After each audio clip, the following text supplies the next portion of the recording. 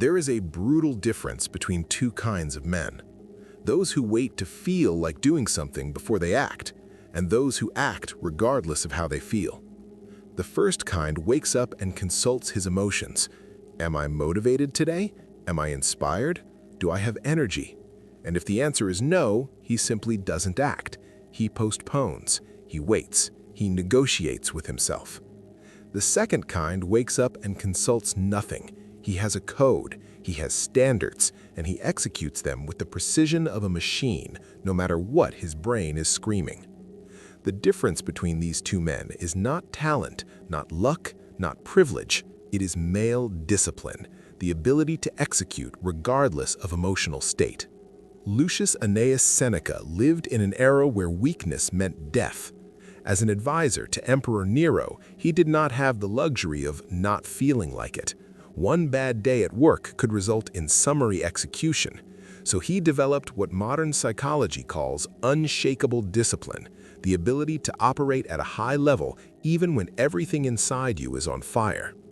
But Seneca was not alone in understanding this. Throughout history, men from different eras independently discovered the same principle. You don't need to feel in order to do, you do, and feelings adjust afterward. David Goggins calls this callousing the mind, mental callousing. Jocko Willink calls it discipline equals freedom. Bruce Lee called it no mind. Mike Tyson discovered it in prison when he understood that discipline is doing what you hate to do, but doing it like you love it. Throughout this video, we will break down the method of male discipline that connects Seneca to modern warriors.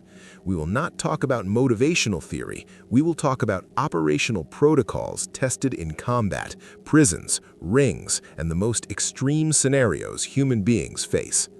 You will learn 5 principles that turn ordinary men into unshakable machines.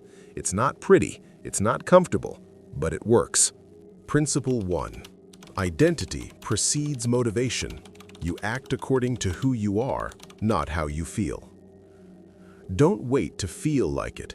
Define who you are and act according to that identity, regardless of what you feel. Most men operate by motivation. I'll train when I'm motivated. I'll work hard when I feel inspired. That is an amateur's life. A professional operates by identity. He doesn't ask, do I feel like it? He asks, what would a man of my standard do right now? Seneca wrote in his letters to Lucilius, if you wish to improve, be content to be thought foolish and stupid in external matters. What did he mean? That you must choose your identity before you consult external approval or emotional states. David Goggins lived this in a brutal way. He weighed 300 pounds, working as an exterminator, living a lie. Then he made an identity choice. I'm going to become a Navy SEAL. Not because he felt like it, he didn't, but because he decided that was who he would be. Over the next months, he lost 100 pounds training while vomiting, bleeding from his feet, crying in pain. He wasn't motivated, he was committed to an identity. Jocko Willink, former SEAL commander and leader of one of the deadliest units in the Iraq War, has a simple protocol. He wakes up at 4:30 a.m. every single day. It doesn't matter how much he slept. It doesn't matter how he feels. It doesn't matter if he's on vacation. 4:30, photo of the clock on social media, training. Why? Because his identity is a leader who leads by example. And leaders don't negotiate with excuses. When someone asked, what if you didn't sleep well? Jocko answered, good. Less sleep means more time to train mental toughness. That's not masochism, that's identity clarity.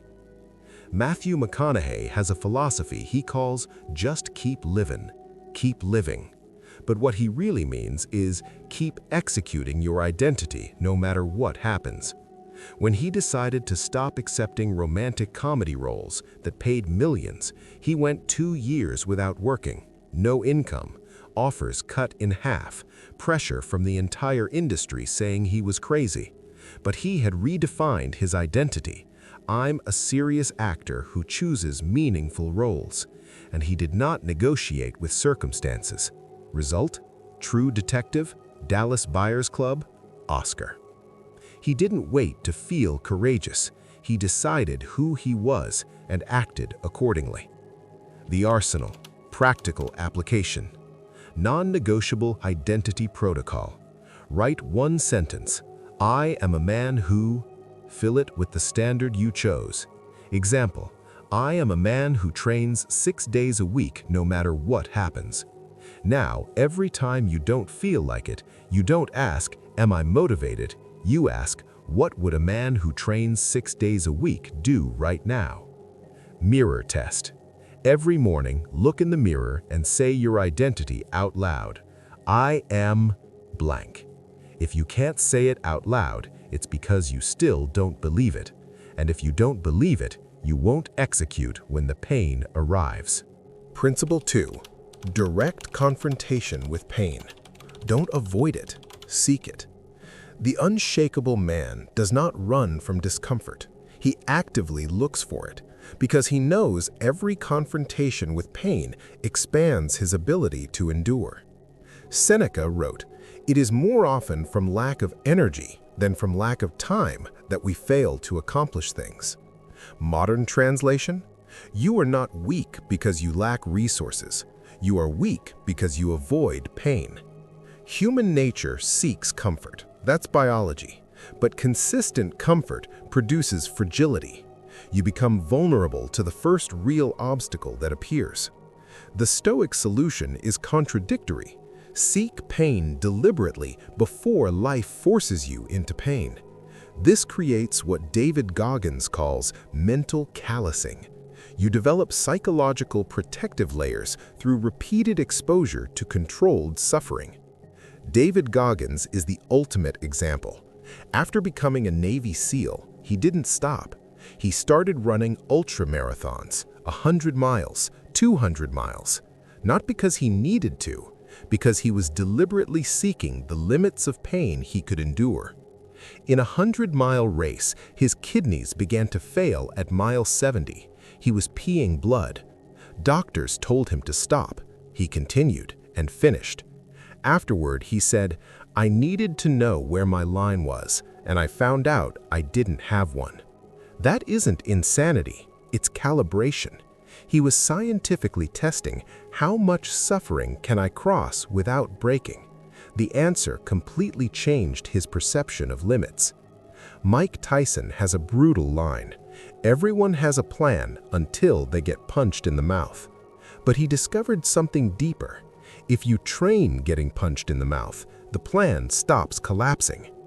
During his rise, Tyson trained with Cus D'Amato in a sadistic way, sparring against bigger partners, 6-hour sessions, waking up at 4 a.m. to run in the cold New York air.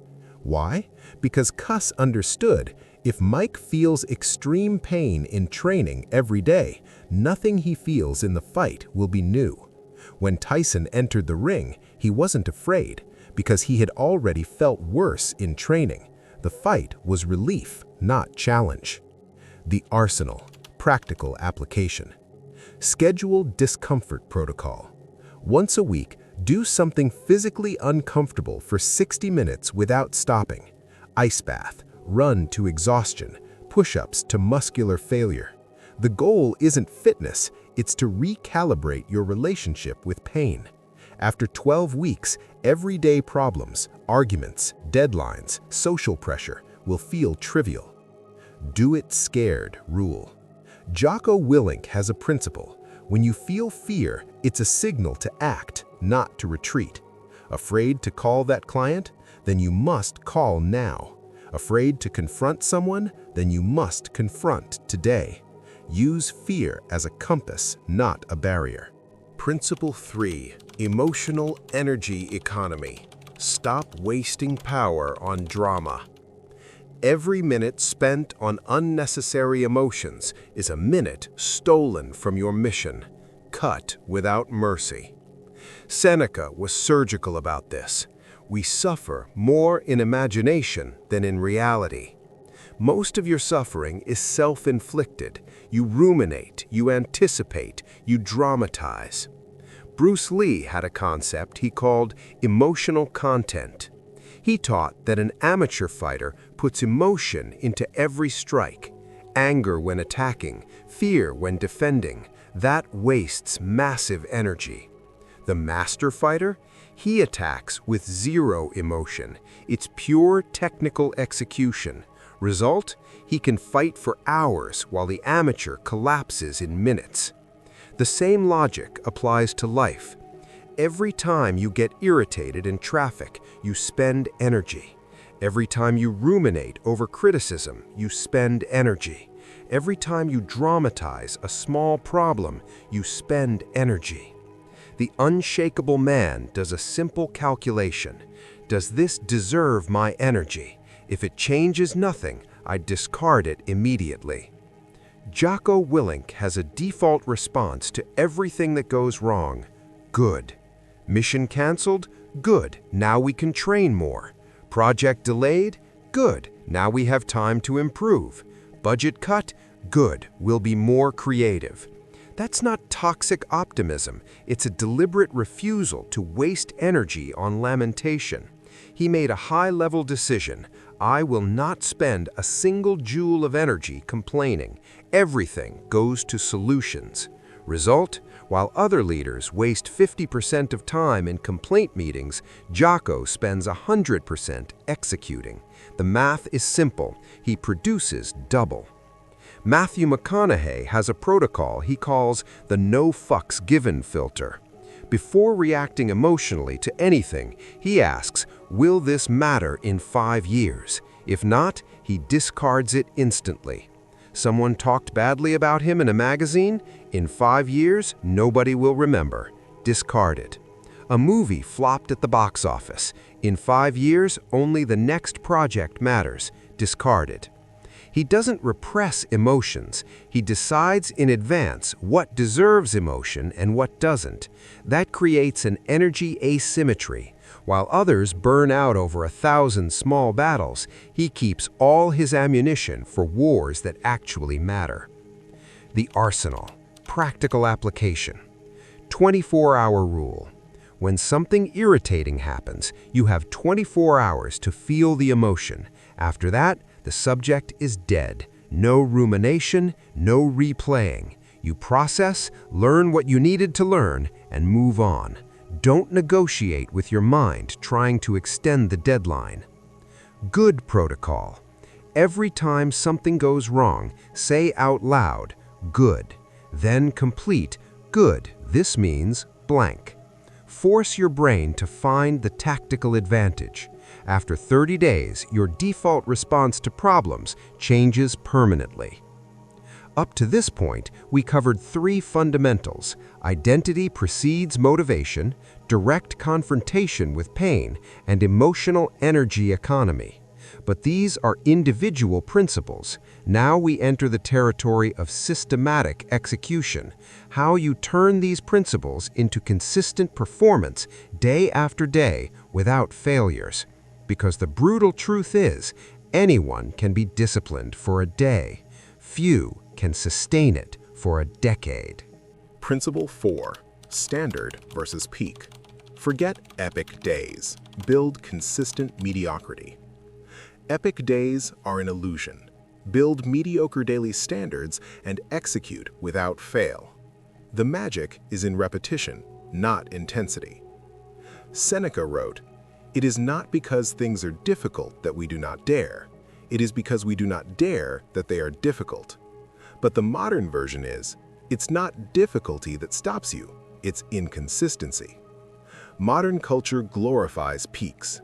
The entrepreneur who works 80 hours in a week, the athlete who does an insane workout, the artist who has a day of explosive creativity. But peaks are followed by valleys. You work 80 hours, then collapse for a week. You train insanely, then get injured. You create explosively, then produce nothing for months. The unshakable man does differently. He builds a standard, a mediocre routine he can execute every single day, regardless of circumstances. And then he never breaks it. Jocko Willink doesn't have epic training days. He has one standard workout. Wake up at 4:30 a.m., gym for 60 to 90 minutes, jiu-jitsu when possible. Not glamorous, not varied, standard. But he's done it for decades. No vacations, no mental rest days, no negotiation. The question isn't, what epic workout did Jocko do yesterday? It's, how many consecutive days has Jocko not trained in the last 10 years? The answer is close to 0. Compare that with 99% of men who do a super intense 30-day challenge, complete it, and then never train again. They confuse intensity with consistency. Bruce Lee had a philosophy he called daily decrease. He didn't believe in ever more complex training. He believed in removing everything non-essential until only the core remained, and then executing that core perfectly every day. His training? Basic. Push-ups, sit-ups, running, heavy bag, sparring. Nothing exotic, but he did it every day without exception for years. The perfection wasn't in complexity, it was in relentless repetition. The arsenal, practical application. Build your non-negotiable standard. Define 3 actions you will do every day, no matter what happens. Not 10, 3. And they must be so simple you can execute them even sick, tired, or in crisis. Example, 50 push-ups, 10 minutes reading, 5 minutes planning. Then never break. Not on your birthday, not on holidays, not just today. 48-hour code. If you break your standard, you have 48 hours to return. If it goes beyond that, you reset completely and start again from 0. This creates urgency. You cannot take a week off because a week means restarting all progress. Principle 5. Choosing difficulty. You always pay, choose when. Life will force you to suffer. The only choice you have is suffer now on your terms or suffer later on life's terms. Seneca was brutal about this. A life without examination is not worth living. But the operational version is, if you avoid difficulty now, you will be forced to face multiplied difficulty later. Mike Tyson learned this the most brutal way possible. During his rise, he avoided every emotional difficulty. He didn't deal with trauma. He didn't process rage. He didn't build character. He only trained boxing. Result? He reached the top of the world and then completely imploded. Prison, bankruptcy, mental collapse. He paid everything he avoided with compound interest. But after prison, he made a different choice. He chose to face every demon, every trauma, every shame. He went to therapy. He used psychedelics to process pain. He confronted memories he had buried. And today, he is a man at peace, because he finally chose to pay the bill on his terms, not on life's terms. David Goggins has a line that, "You gotta earn your leisures."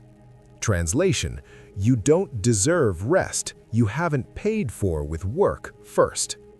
He applies this strictly. He doesn't take vacations before finishing projects. He doesn't relax before hitting his daily quotas.